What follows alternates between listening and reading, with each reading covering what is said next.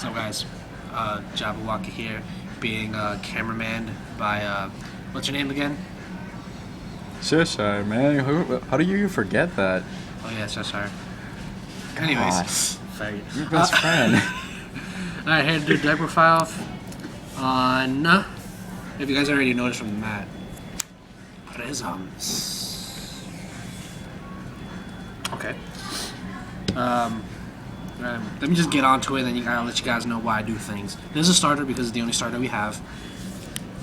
It's fucking adorable, isn't it? She's good for what she does. She works the deck. You bounce a card, you bounce her back too. Self-explanatory. So for the grade 3s. 4 verts, because it's Prism, you need the break ride, and why the hell not? She's good, especially when you break ride over break ride, because you get to basically not minus when you ride. She always gets you that draw plus 10,000, and she bounces 2 back, which works with the whole strategy of the deck. And 3 Labrador. No, it's not because I couldn't get a 4th copy. I only run 3 because I want to make sure that I get her. I get her first so that I can ride her, because even though she is good by herself, basically you're going to either go for game, basically make your opponent waste all their cards in their hand if you go with her with a break ride. But she is really good. You guys don't know what her effect is. Her second effect, which I'm going to go for first, is you counterblast a Prism unit in your damage zone, and you balance a Prism unit back to your hand. Her limit break is, when she attacks, you can call 3 Prisms from your hand to the field, and if you do call all 3, she gets plus 10 in the crit.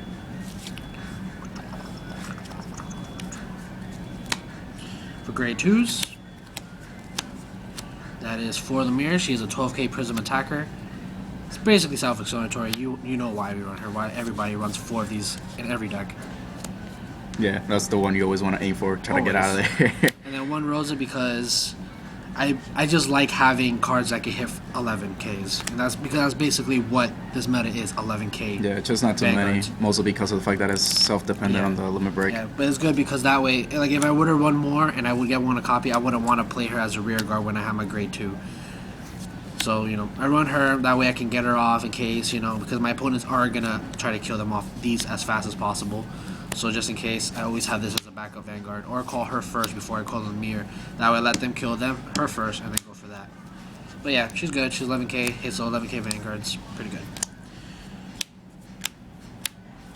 Okay, 10k Vanilla. Reason why I won 4 is that I want to make sure that I ride her as grade 2.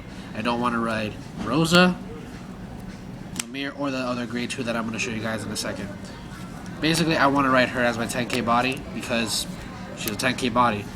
She's really good for that as the Vanguard. Plus she's a Prism. Yeah, and she's Prism.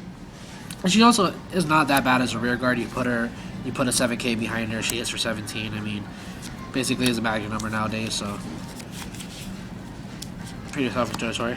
Alright, and then for the last 2 are Celtics. Why I run 2 instead of any more than what I do is because I don't like to depend on Celtic. I depend more on Clear, which you'll see soon, as the boost of the plus 4 of the effect. Plus majority of the time you're going to be boosting for our 12k. Yeah. Basically, and the other thing is that she's just not that good because she has to be up front to be any use, and people will go for her. I mean, yeah, she's a sponge, so that way, if you do have, like, let's say, a Lemire, and you don't want them to kill that, you can just always just use that to scare them to kill it. But, like I said, it's better off as at 2. That's just my personal preference. People like to run her at 3, even people like to run her at 4. But at 2, she actually works a lot better that way for me. Alright, for grade 1s, we have the grade 1 10k attacker.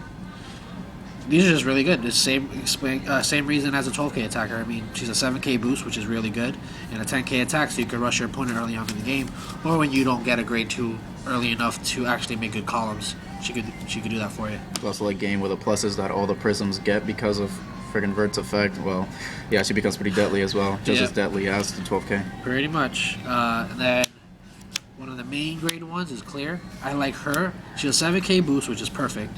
And the fact that she's basically a Celtic, you Soul Blast and you plus 4 when she gets bounced back is really good.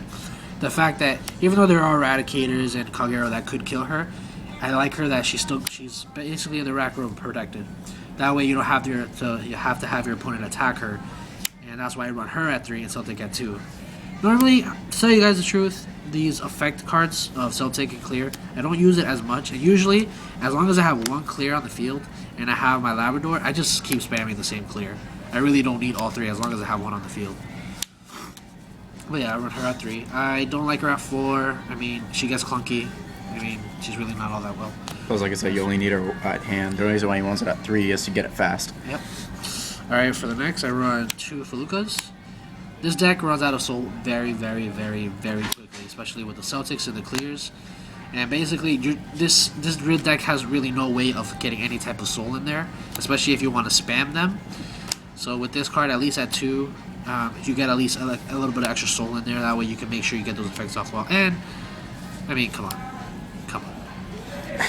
And she's a 7k boost. The only problem with her is that she's in damage. You can't counterblast her for Labrador, and you can't call her for Labrador's effect.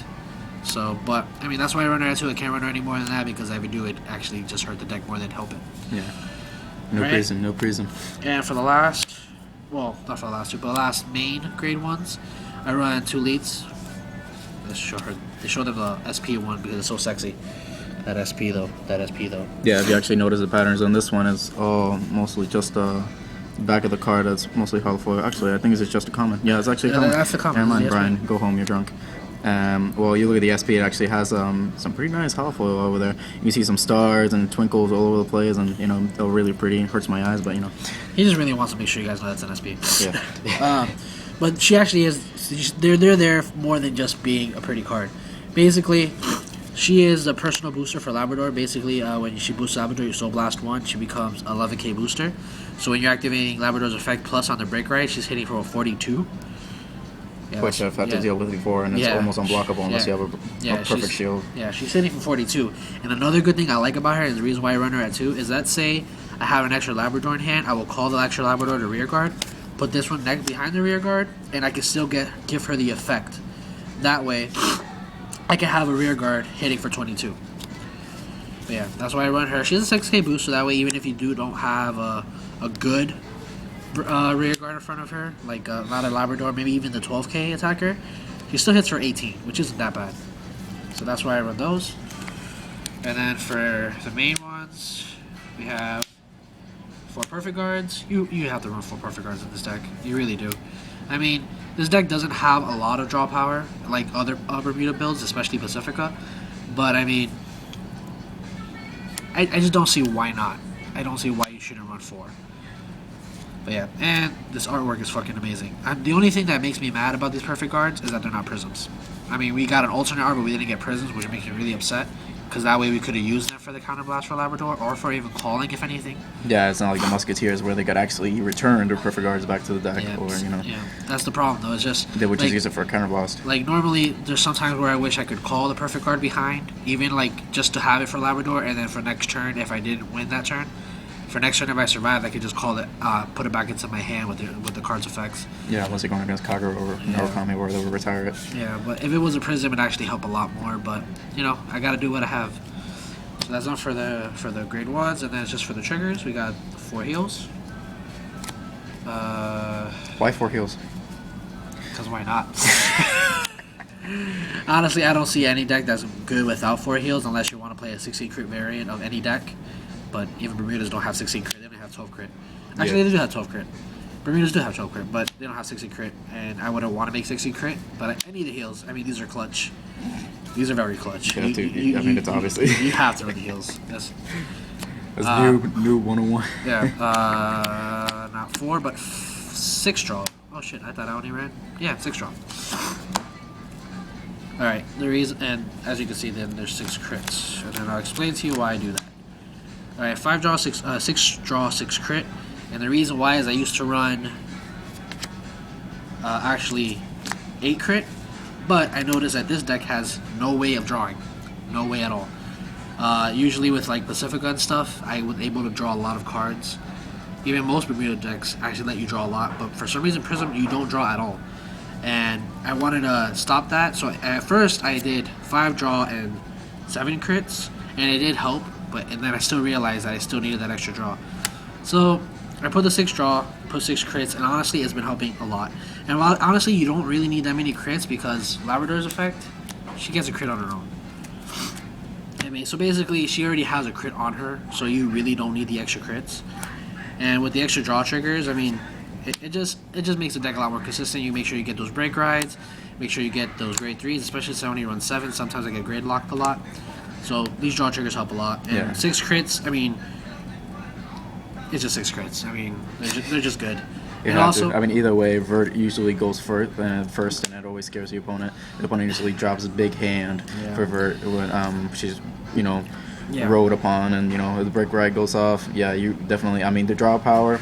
You go off, you drive check, you get a draw power. Now your hand is bigger, so next turn you can still guard. If even it's your opponent's turn, if you get a crit, then put it on your rear guards, and you know they're already pretty big, so now they're double crit. Pretty much. And another thing is might be superstition, but I know you guys. I know a lot of people don't like the artwork on this draw trigger, but to tell you guys the truth, ever since I put her in here, I always get her when I need her. If I need a double trigger and I'm gonna go risk, and let's say I get a crit, you're like, I bet you won't get that double trigger. I always get her right after. I don't know, it's always happened, and I love her so much for it. I don't like her. I know a lot of people don't like her fucking artwork, but hey, and she's a Margot clone. I mean, you put her in the soul, get +3 to whatever. I mean, the fact that she has an effect, but most triggers don't, is better than nothing. So I like her a lot. I mean, that's that. But that's the deck on its own. I want you guys to rate, comment, and subscribe. Let me know what you guys think of the deck. Tell me if you guys have any suggestions. But I have taken this deck to the tournament, to my locals a lot, and I've topped every time I've played with it. But I will say that the Pacifico build that I have instead, I feel like is a lot better. I mean, yeah, it doesn't have the power that this deck has, But it's more consistent. and it's a lot more consistent, and I have a way bigger hand in that one, and I usually can hold off big plays. I will give you guys a deck profile on that, and I'll explain to you why I run that instead over a Prism, but the tournaments that I have played Prism in have half-topped. So, yep, that's the deck.